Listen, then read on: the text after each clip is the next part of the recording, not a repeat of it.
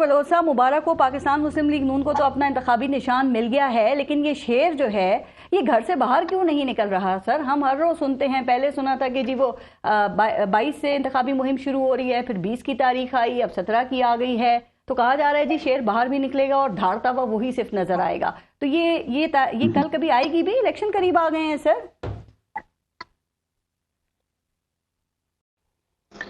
बिस्मिल्लाहिर्रहमानिर्रहीम। देखें, आपने बजा फरमाया है, लेकिन आपने देखा कि हमारी जो टिकट्स के लिए पार्लिमानी बोर्ड था उसकी मीटिंग चल रही थी, और जाहिर है बहुत सारे लोगों ने हर हल्का से, कौमी से और सूबे से 3-3, 4-4 लोगों ने अप्लाई किया हुआ था। और जो हमारी पार्टी के कायद हैं और प्रेसिडेंट हैं वो खुद तमाम लोगों को सुन रहे थे, ताकि तमाम जो भी पार्टी 2 महीने से जिन्होंने मीटिंग चल अप्लाई रही किया थी टिकट के लिए, आपकी। वो उनका, हाँ जी, वो मीटिंग डिवीजन वाइज चल रही थी। अब जाहिर है वो मीटिंग खत्म हो गई है और अल्हम्दुलिल्लाह एक मरला टिकट्स वाला कंप्लीट हो चुका है। तो अब सेकंड फेज में जाहिर है कि इंशाल्लाह शेर धाड़ेगा।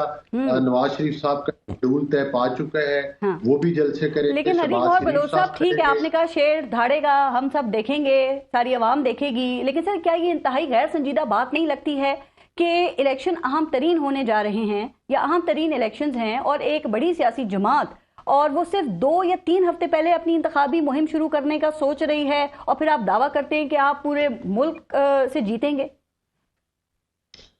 देखिए, बात ये है कि जो तो आप उस जमात की बात करते हैं, हम तो इलेक्शन के हवाले से अपनी जमात की बात कर रहे हैं। दीगर पॉलिटिकल पार्टीज हैं, पाकिस्तान पीपल्स पार्टी है, JUI है, MQM है, दीगर और पार्टीज हैं। वो तमाम पार्टीज जो हैं वो इस वक्त इलेक्शन प्रोसेस में शामिल हैं, अपनी कैंपेन चला रही हैं और कॉर्नर मीटिंग भी हो रही हैं और जलसे भी हो रहे हैं, कैंडिडेट्स कर रहे हैं अपनी अपनी कंस्टिट्यूएंसीज में। मैं यहाँ पर एक सिर्फ मुख्तसर मैं सुन रहा था, शोएब शाहीन साहब से आपने सवाल किए, उन्होंने 2-3 बातें की। उन्होंने सर उनकी 2-3 बातों से पहले अपना जवाब मुकम्मल कर लेना। सवाल फिर वही है कि आपकी इलेक्शन मुहिम अभी तक शुरू क्यों नहीं हुई? अभी भी 6 या 5 दिन के बाद आप करेंगे, तो ये इतने दिन क्या आपने माजी की यादों को ताजा करना है सर, या फिर फील्ड जो है वो लेवल होने के लिए अभी भी कुछ मुतालबात पूरे होने बाकी हैं?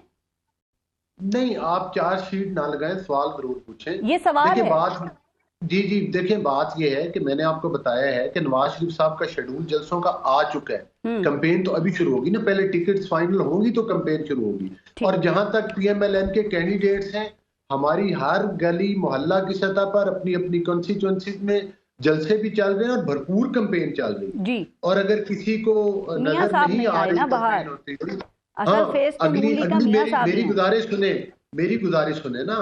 गुजारिश ये है कि जो अभी फरमा रहे थे कि कानून और आइन और ये बैलेट पेपर और आजाद आना, भाई मुझे ये बताएं कि वो भी कानून और आइन की हुक्मरानी के लिए और अवाम के बुनियादी हकूक के लिए 9 मई को जलाओ घराव किया गया था ना।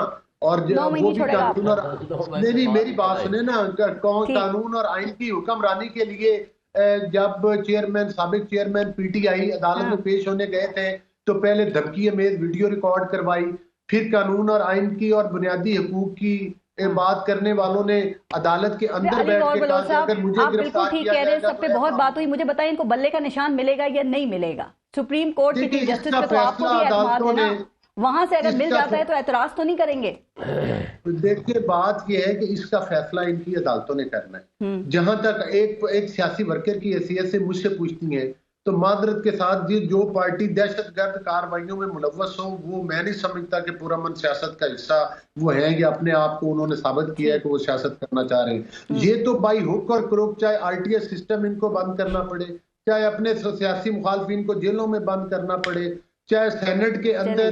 ठीक है सर, उसके लिए जरूरी है कि IPP में शमूलियत इख्तियार किया जाए। वैसे आप नहीं समझते कि बैलेट पेपर पे बल्ले का निशान हुआ तो आपको भी टक्कर का मुकाबला मिलेगा और इलेक्शन की क्रेडिबिलिटी में भी इजाफा ही होगा? अली गौर बलोच साहब, इनके टक्कर के मुकाबला तो 2018 में भी इनको करना चाहिए था, जब इन्होंने अपने सियासी मुखालफिन को जेलों में बंद करवाया था, जब PMLN के सेनेट के कैंडिडेट से इंतखाबी निशान तक छीन लिया गया था, जब नवाज शरीफ साहब को जो है वो पार्टी की सदारत से भी हटा दिया गया था।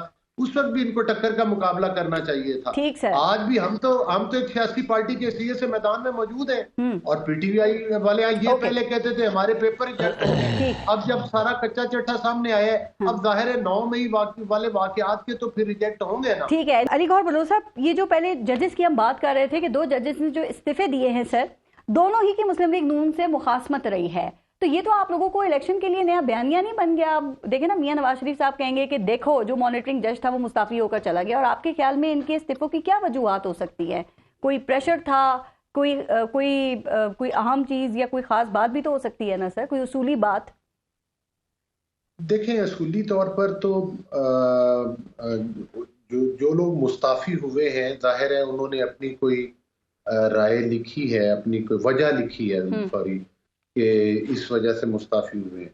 लेकिन जहां तक इन 2 जजेस का है, एक तो जो मेरे ख्याल नकवी साहब है, उनकी तो वो कोई ऑडियो वीडियोस भी आ गई थी वो ट्रकों वाली, और वो आपने सुना होगा, और उसके अलावा भी काफी चीजें थी, और मेरा ख्याल है कि उनका तो रेफरेंस जा चुका था।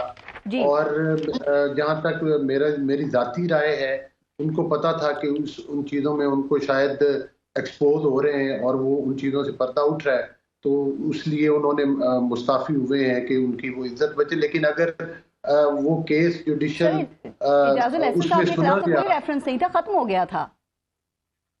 नहीं, देखें तो वो उस बेहतर जानते हैं ना। देखें, एक नहीं, वो तो एक आप पूरा प्रोग्राम कर सकती हैं कि जिसमें जस्टिस एजाजुल एहसन साहब ने बेशुमार केसेस में सहूलतकारी की है, पीटीआई की नहीं की, मतलब कई केसेस जिसमें के हर दूसरे केस में एक मंजूर नजर 3 जज होते थे, एक बंदियाल साहब थे, एक मुनीब अख्तर बंदियाल साहब। सर अभी आपने शाहीन साहब को सुना, कासिम सूरी की भी तो एग्जांपल दे रहे हैं, वो फैसले की भी। मैं उस तरफ भी आता हूँ कि उसमें इन्होंने एक नहीं, मतलब एक फिक्स बेंच था जिससे हर मुतनादे फैसला करवाया जाता, और वो कितने मुतनादे फैसले थे, वो कोई 1-2 नहीं, वो दर्जन से भी ज्यादा है, और उससे भी शायद ज्यादा है, जिसमें मॉनिटरिंग जज से लेकर वो फिर अगर कहें तो मैं पूरी फहरिस्त भी आपको गिनवा देता हूँ, वो उसमें एक तो नहीं, वो तो 50 केसेस आपको मिल जाएंगे जो कि मुतनादे थे, और जिसमें मतलब है कि वो इन्हीं के सर पे सिर होता था हर मुतनादे। सर वैसे सियासी जमातों को अली गौहर बलोच साहब वही जजेस नापसंद होते हैं जो उनके खिलाफ फैसले देते हैं, लेकिन जस्टिस क्यूम जैसे जजेस जो हक में फैसले दे रहे हों और चाहे ईमानदार हों या ना हो,